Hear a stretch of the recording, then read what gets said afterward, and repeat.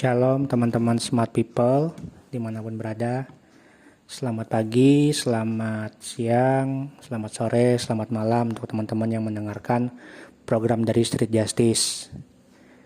Pada kesempatan kali ini saya akan berbagi kesaksian firman Tuhan dan juga apa yang saya sudah dapatkan hari-hari ini.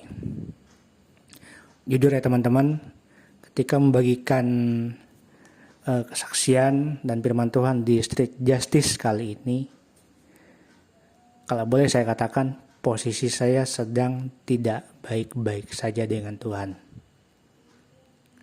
Karena ada pergumulan yang harus saya selesaikan, di mana akhir-akhir ini pressure Tuhan tuh kuat ke saya. Cuma yang satu yang saya pegang dan juga saya bagikan ke teman-teman. Apapun posisi hatimu, apapun masalahmu pada saat hari ini, pada saat ini yang kau alami, saya cuma bisa ngingatin, yaitu jangan meninggalkan Tuhan. Saya tekankan lagi, jangan pernah meninggalkan Tuhan. Karena apa? Ketika kamu memutuskan untuk meninggalkan Tuhan, ada sebuah kalimat mengatakan kebodohan terbesar dalam hidup ini adalah meninggalkan Tuhan. Karena kita sedang meninggalkan sumber kehidupan yang sejati. Jadi hari-hari ini teman-teman mungkin banyak mengalami tekanan atau masalah, mengalami goncangan kehidupan atau seperti apapun itu. Cuma yuk merapat ke Tuhan di dalam ruang doamu. Apapun kondisimu, entah kamu mau datang ke Tuhan ngamuk-ngamuk, mau datang ke Tuhan dengan berdiam diri, dengan tenang hati. Pokoknya yuk datang ke Tuhan, lakukan aja.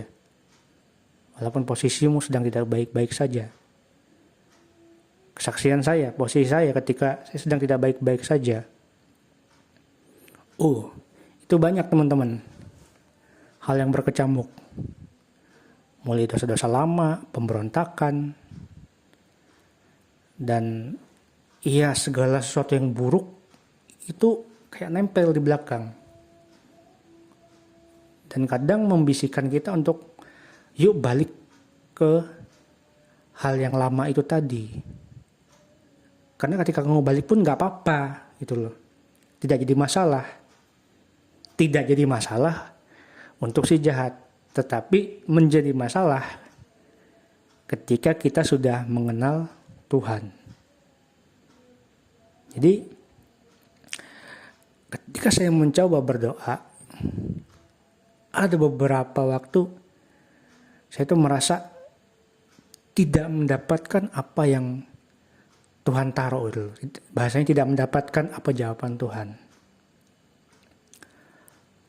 Cuma respon hati ketika tidak mendapatkan jawaban Tuhan itu, apakah kamu mau memberontak atau kamu balik lagi buat nyari? Berjuang, ayo, apa nih mau Tuhan?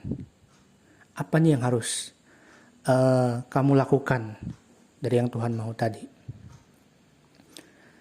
Ketika di dalam pelayanan ini, saya melayani di Smart People ya teman-teman. Ketika posisi saya pun tidak baik dengan pelayanan, saya cuma minta ke Tuhan, Tuhan tolong saya. Kadang saya tidak tahu Tuhan, kesalahan saya apa. Kadang juga hati saya ini terlalu keras Tuhan, yang membuat saya itu tidak mau mengerti apa maunya Tuhan, tetapi Tuhan tunjukkan, tapi saya tetap mengeraskan hati saya. Tuhan tolong lembutkan hati saya. Saya cuma bisa ngomong seperti itu. Tuhan tolong, posisi saya tidak baik-baik. Tuhan tolong, Tuhan tolong. Tuhan tolong, hanya itu kata-kata yang bisa saya ucapkan. Walaupun saya tidak mendapatkan jawaban seketika pada hari itu juga, ketika saya berseru. Akhirnya saya memutuskan untuk berdiam, melakukan pelayanan yang bisa saya lakukan. Beberapa saat atau beberapa waktu kemudian tiba-tiba Tuhan tuh bisa taruh sesuatu di hati saya. Entah itu kasih, entah itu pengertian, entah itu keputusan. Kamu mau pilih mana? Kata Tuhan, mau pilih ini, mau pilih yang baik atau pilih yang buruk. Kalau kamu pilih yang baik, kamu akan tahu jalanmu seperti apa. Kalau kamu pilih yang buruk, ya kamu harus hadapi konsekuensinya. Jadi di dalam kesalahan saya pun, saya tuh berusaha untuk mencari Tuhan. Di dalam ketidakbaik-baikan saya dengan Tuhan pun, saya berusaha untuk mencari Tuhan gitu loh. Dan jawaban itu ada. Bahkan saya dapat firman Tuhan di Kolose 3 ayat 23 yang berbunyi, apapun juga yang kamu perbuat, perbuatlah dengan segenap hatimu seperti untuk Tuhan dan bukan untuk manusia. Nah, firman ini kena sekali buat saya. Kenapa saya katakan kena?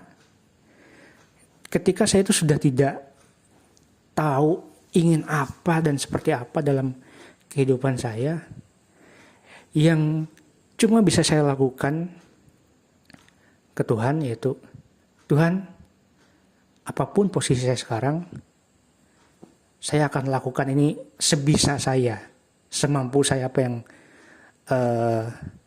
Tuhan taruh gitu loh. Kemarin saya pernah dapat teguran dari senior saya di Smart People. Beliau katakan, jangan pernah berhitung dengan Tuhan. Posisimu lagi tidak baik-baik saja. Dan kamu berhitung dengan Tuhan. Karena jujur teman-teman, saya jatuh dalam keserakahan tentang hal uang. Itu membuat hati saya panas, membuat saya berpikir, kok Tuhan seperti ini ya? Kok Tuhan tidak adil ya?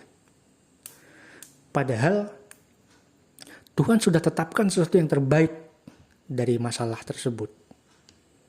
Bahwa kamu belajar jangan berhitung dan berbuatlah segenap hatimu untuk Tuhan dan bukan untuk manusia.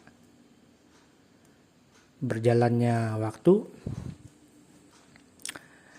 itu saya cuma ditaruh di hati saya oleh Tuhan. Ketika Tuhan suruh, lakukan. Jangan tunggu-tunggu nanti. Ada banyak beberapa hal yang saya alami ketika saya mendapat sesuatu dari Tuhan, itu berupa berkat ya, yang boleh saya gambarkan. Ketika saya dapatkan hari itu juga.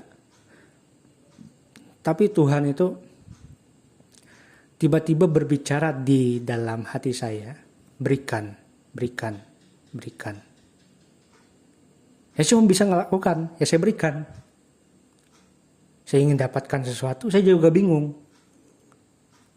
Yang penting ketika Tuhan taruh, saya lakukan saja, berikan.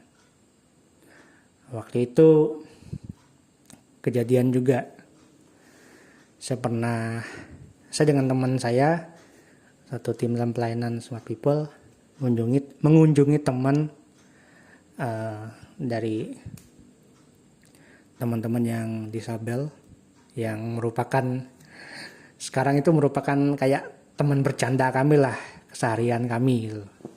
Kami kunjungi, seperti biasa kita bawakan beliau yaitu makanan dan lain-lain, kita kunjungi, kita ngobrol, kita bercanda seperti teman-teman biasanya.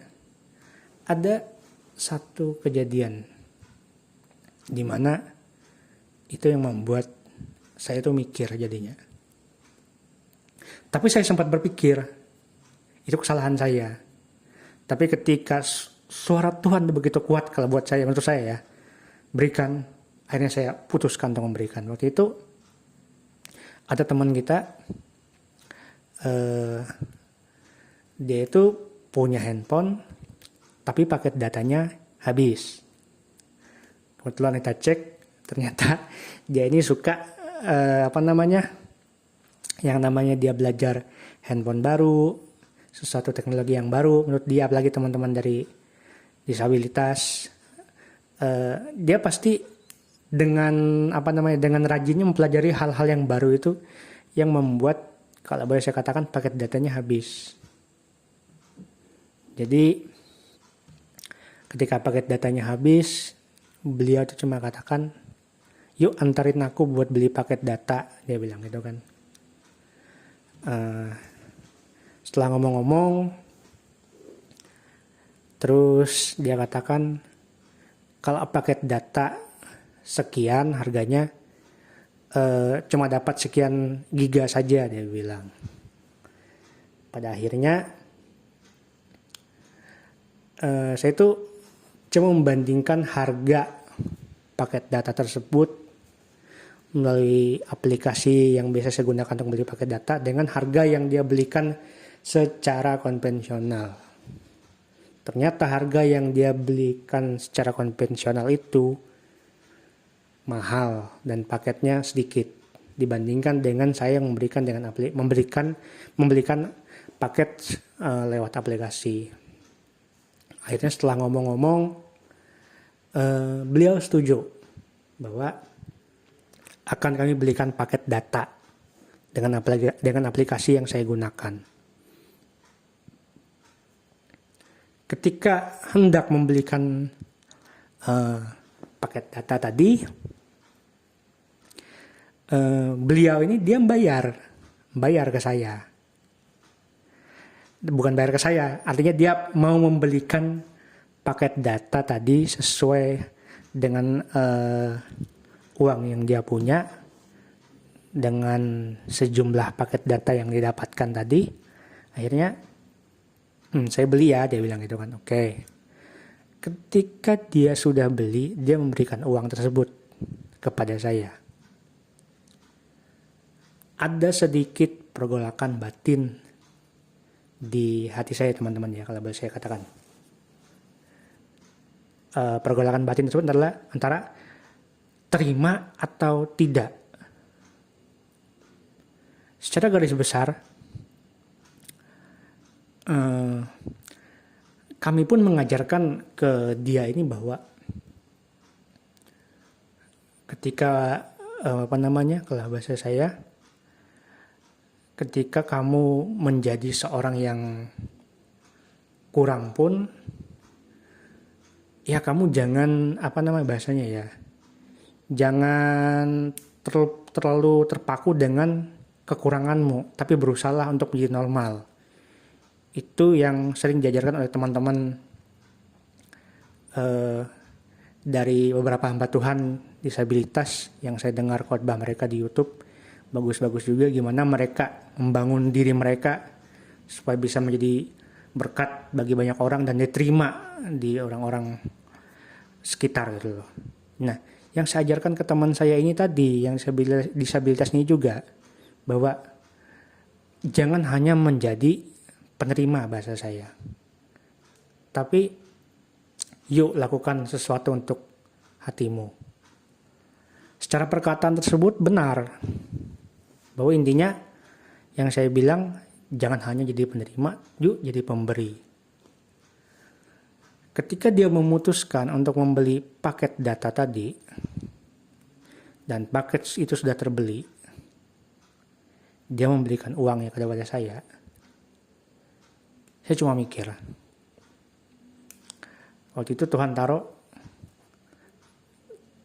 saya bilang, yang saya rasakan di hati saya ini cuma kembalikan uang tersebut. Kembalikan uang tersebut butuh dia, karena dia butuh. Coba kamu lihat dirimu, kamu tidak kekurangan satu apapun, dan kamu juga banyak diberkati oleh Tuhan. Saya sempat mikir, itu kurang lebih beberapa menit ya teman-teman. Saya cuman duduk sambil dengerin teman saya ini ngomong. Dia bercerita tentang kehidupannya, tentang dunianya. Akhirnya ketika pada titik tersebut saya cuma dengar di hati saya, berikan.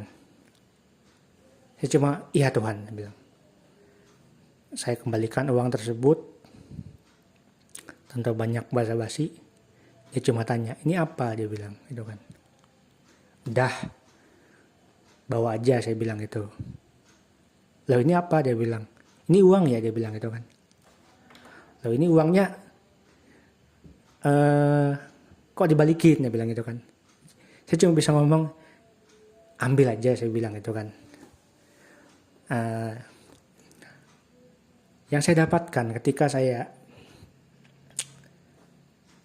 mencoba untuk memberikan sesuatu yang hal sekecil mungkin menurut saya, tapi itu bisa menyenangkan banyak orang, bisa menyenangkan orang tersebut. Saya merasa ada kelegaan di hati saya. Setelah dari kejadian tersebut, saya belajar banyak hal. Di mana saya belajar untuk melakukan apa yang Tuhan mau tanpa perhitungan. Ketika Tuhan taruh itu di hati saya, lakukan, saya lakukan. Dan kemarin saya ketika mengantar orang tua saya, waktu itu orang tua saya pernah bercerita bagaimana dia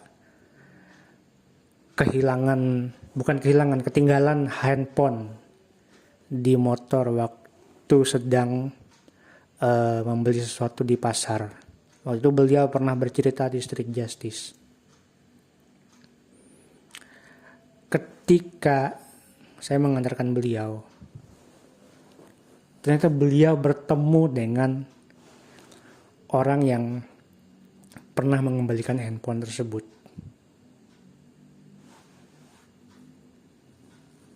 Secara tidak langsung saya melihat beliau memberikan sesuatu kepada orang tersebut.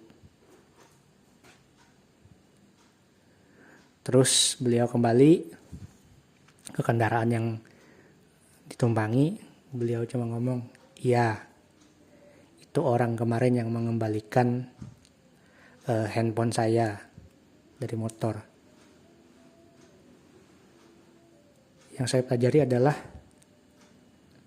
walaupun sepele, tapi ternyata beliau masih mengingat orang tersebut. Dan itu mengajarkan saya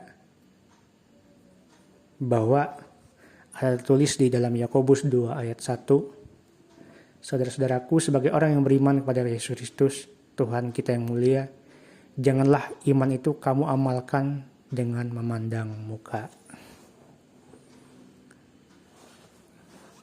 Karena yang seperti saya tahu, sedikit bercerita juga, orang tua saya ini dua-duanya bekerja di kesehatan. Jadi sedikit banyak saya juga melihat secara langsung bagaimana beliau banyak kontak dengan orang-orang yang sakit, orang-orang yang kekurangan, dan mereka lakukan itu, kalau boleh saya katakan, tanpa memandang muka. Ada kasih yang mereka lakukan. Saya cuma batin ke Tuhan, kok mereka bisa melakukan itu ya Tuhan, sedangkan saya itu susah melakukan itu. Tapi akhir-akhir ini saya dituntut melakukan itu, melakukan iman tanpa memandang muka. Makanya saya diperhadapkan dengan banyak hal untuk belajar mengasihi tanpa memandang muka. Yang cuma saya bisa lakukan itu tadi, ketika hal itu sudah datang, saya cuma bisa lakukan, ya Tuhan, saya mau. Dengan posisi saya yang sekarang ini, apapun keadaan saya cuma mau lakukan itu Tuhan, belajar untuk tidak memandang muka. Karena tidak banyak orang bisa mendapatkan kesempatan itu dari Tuhan secara langsung.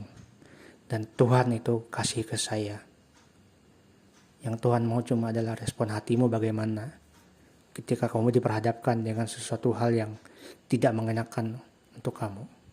Apakah kamu mau tetap lakukan atau tidak? Seperti halnya jangan meninggalkan Tuhan tadi. Apapun posisimu sekarang yang Tuhan mau. Jangan sekali-kali meninggalkan Tuhan. Karena apa? Meninggalkan Tuhan itu nggak enak, teman-teman. Kalau boleh saya katakan, ketika kamu meninggalkan Tuhan, kamu hanya cuma bisa merasakan senang sesaat. Itu benar. Ketika kamu nih diperhadapkan oleh Tuhan banyak tekanan, tapi hatimu kekeh pengen keluar, pengen meninggalkan Tuhan. Ketika kamu keluar untuk meninggalkan Tuhan itu, kamu hanya merasakan yang namanya senangnya sesaat, tetapi penderitaannya kekal. Ada banyak hal yang kamu akan alami.